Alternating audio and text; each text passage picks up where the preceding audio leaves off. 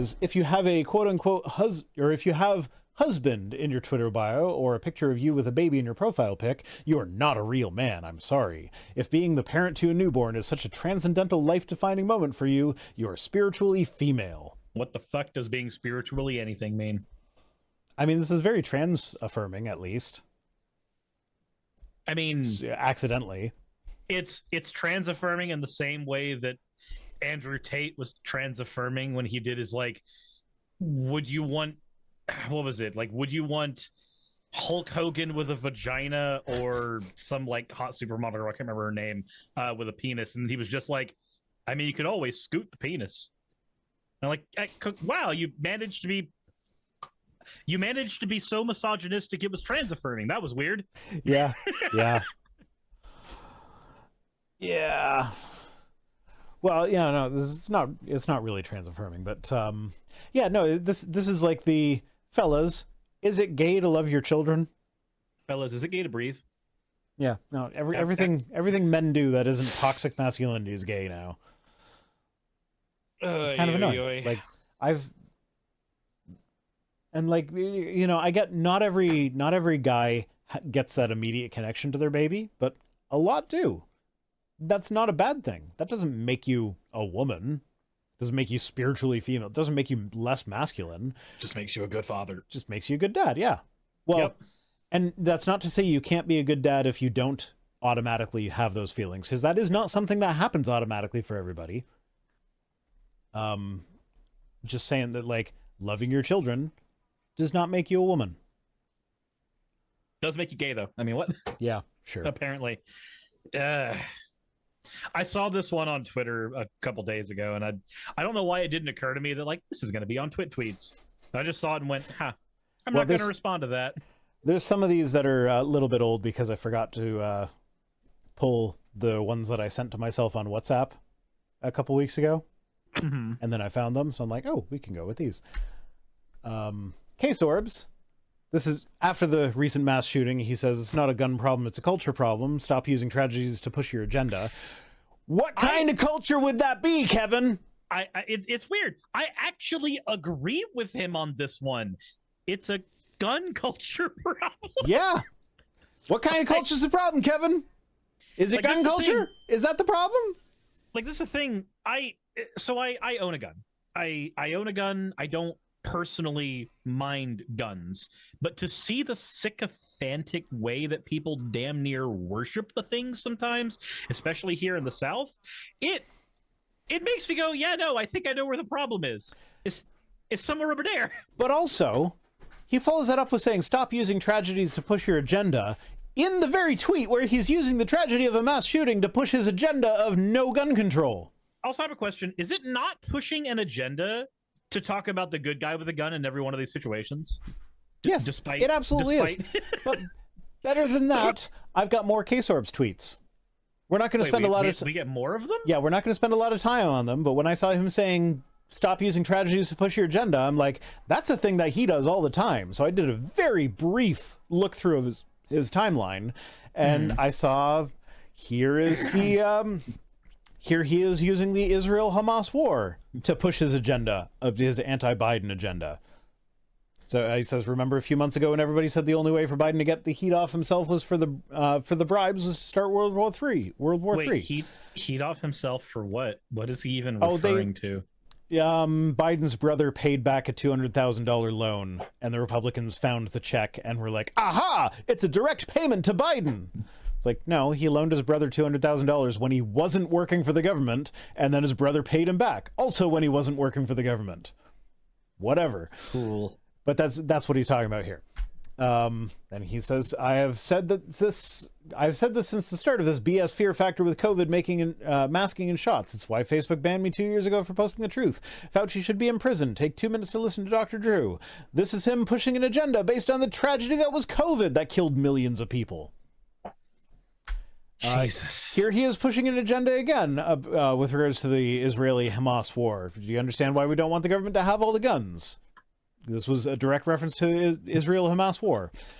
He's using tragedies to push his agenda, and simultaneously saying, "Don't use tragedies to push agendas." Like, okay, Kevin, You stop doing that first, and then I'll consider it. So that's it for Case Orbs. Oh God, why are we at Horseface McGee? I think she deserves a new nickname since the theater incident. Handy McGee. No, there's gotta be something better than that. Lauren Boebert? God damn it. I don't know. It wasn't a blowjob, but that was the best I can come up with.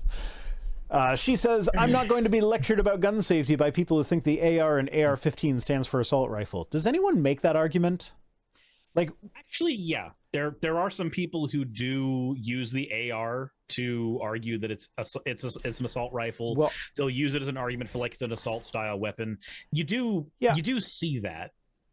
It's just a non sequitur, though.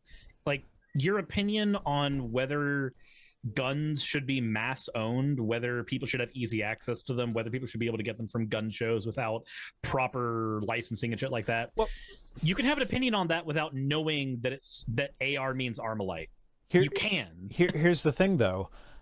So I'm not going to be lectured about gun safety by people who think the AR and AR-15 stands for assault rifle. Well, Lauren, do you think that people that know so little about guns that they think the AR and AR-15 stands for assault rifle should be able to get a gun without knowing about gun safety and without knowing anything about guns? Should they just be able to get an AR-15 without the requisite background checks and mental health checks and whatever other checks you might put it in as a barrier to getting a weapon?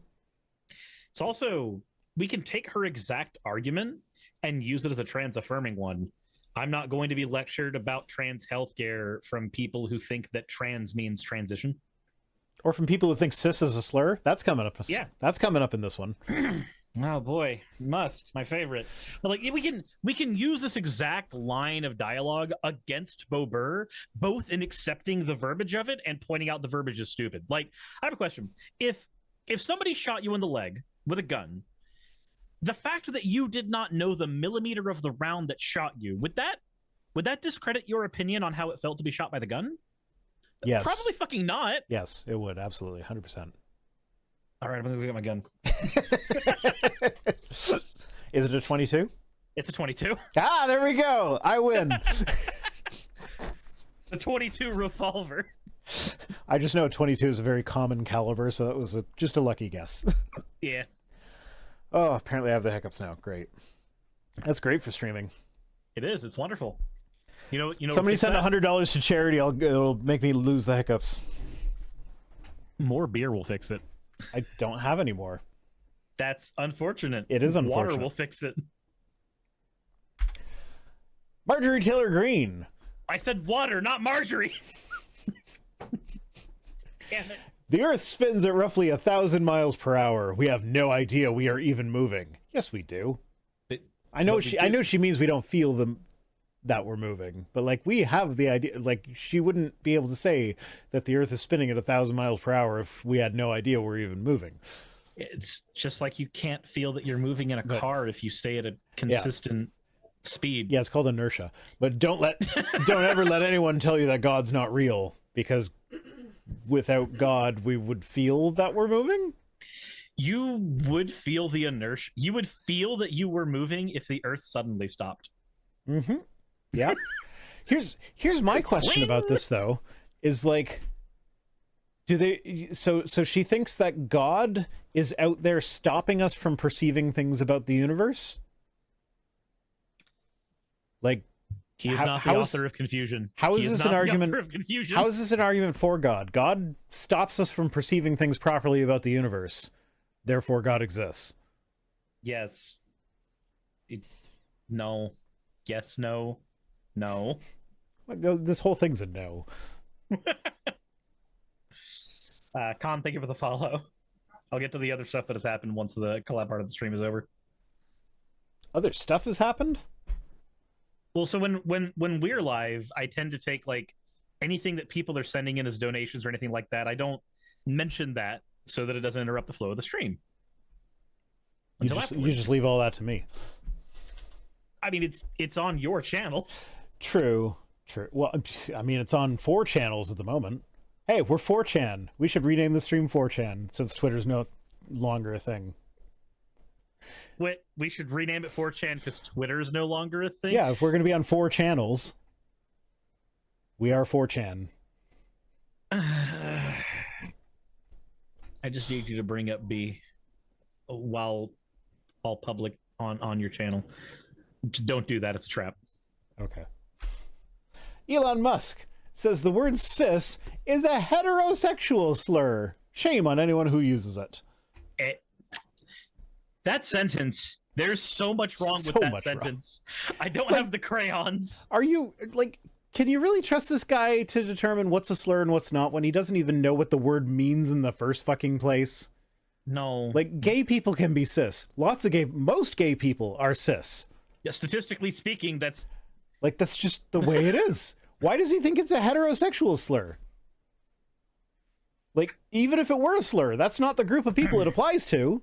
It applies to cis people. Why are they called cis people? Because that's the word that's used to describe them. The same as heterosexuals used to describe not gay people.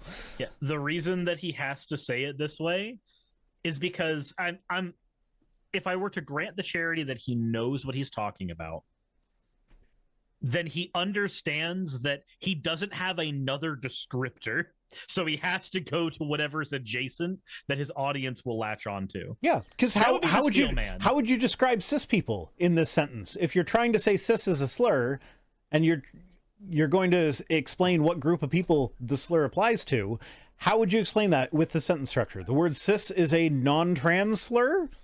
The word cis is a slur for people who were assigned one gender at birth and conform to that gender typically. Yeah, the word for that is cis. That doesn't flow off the tongue very well. Yeah, like, I mean, he could have saved himself so much embarrassment by just leaving out the word heterosexual here. Like, it would still be embarrassing, but way less embarrassing. Like, here's the thing. I also responded, like, you called him a fucking idiot. And I responded to your tweet with, like, you mean a fucking cis idiot. And I got a community violation for attacking people based on their gender identity for that. And it came with an email and everything. But how would they know that you were attacking based on gender identity if they're not even able to use one of the descriptors for gender identity? Mm-hmm. Yeah. They seem to be working with a not complete toolbox. I thought that was hilarious. Jeez.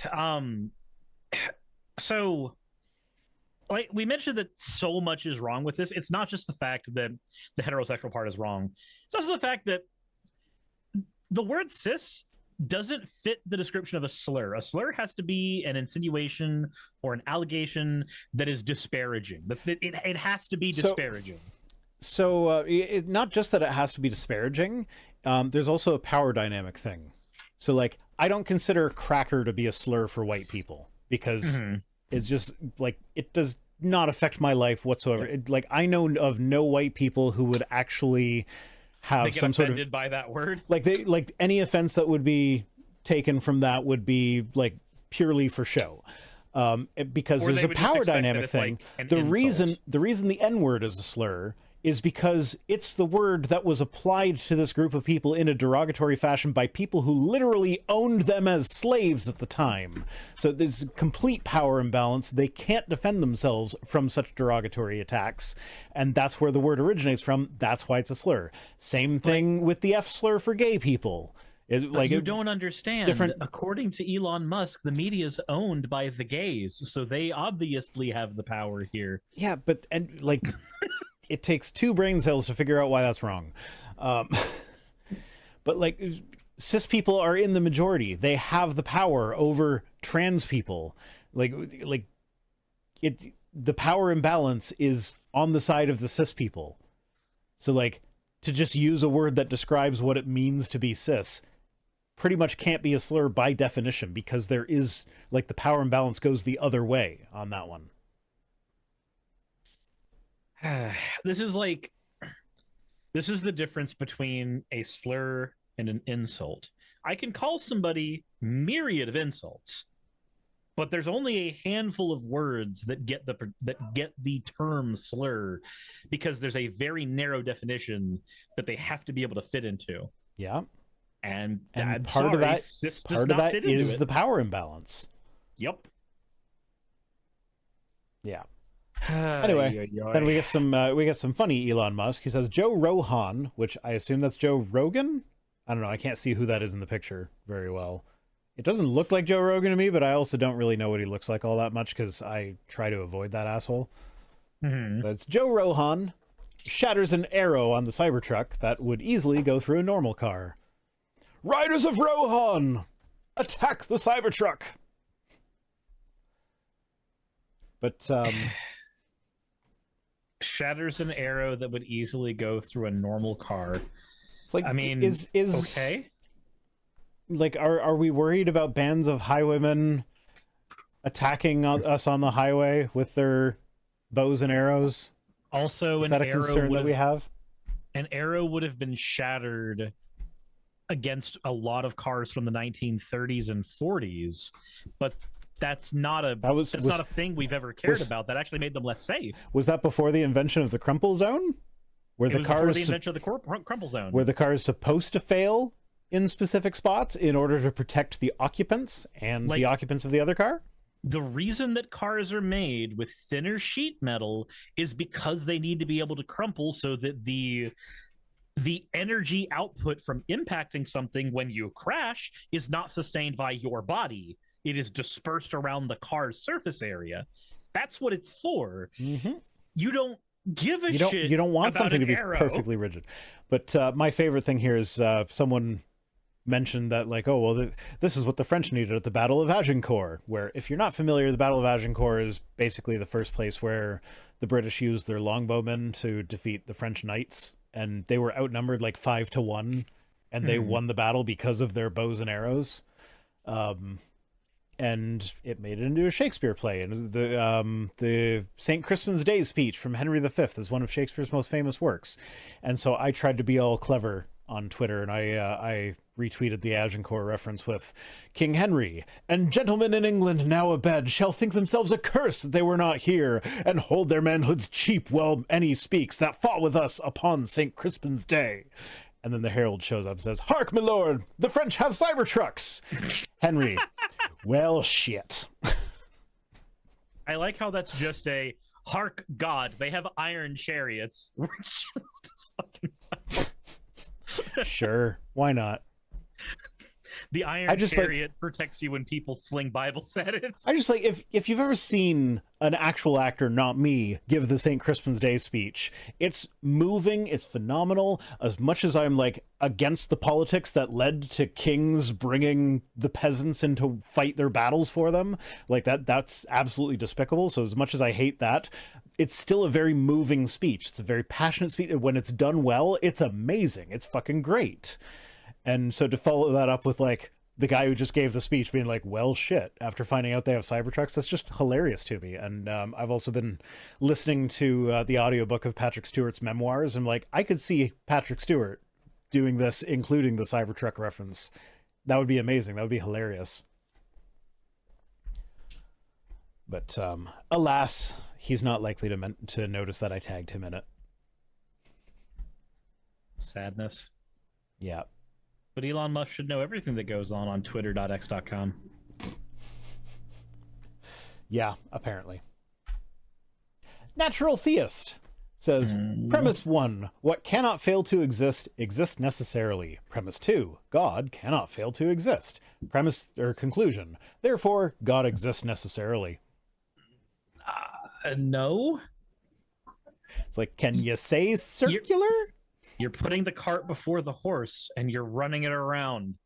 Mm-hmm. You're literally assuming that the God has to. The God is a hypothetical in the argument. The God has to not be a hypothetical first before he can even be part of the syllogism. But as he's a hypothetical, sure, your syllogism can be 100% true, and the God still not fucking exist. Yeah, well, yeah, no, that's... This is just a variation of the ontological argument where they just define God as existing, therefore God exists. Yeah. It's like, if we define God as having the characteristic of necessary existence, then God necessarily exists. This is the difference between a valid and a sound argument. Yeah, so this is... Somehow we still don't understand this. Yeah, this is technically a valid argument, but it's definitely not a sound argument. No, it's not a sound argument because it doesn't begin with premises that are true. Mm-hmm. Oy, oy, oy.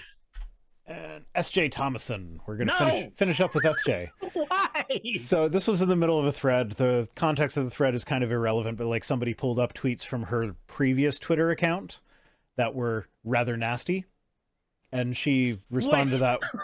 She responded to that by saying, well, you see, I've repented of any prideful and poor tweets in my past to my priest at a recent confession. So in the end, those sins have been washed away. Our Lord has forgiven me. Wait. God damn it. I forget that she converted to Catholicism sometimes. Yeah. And no, she can't really believe that.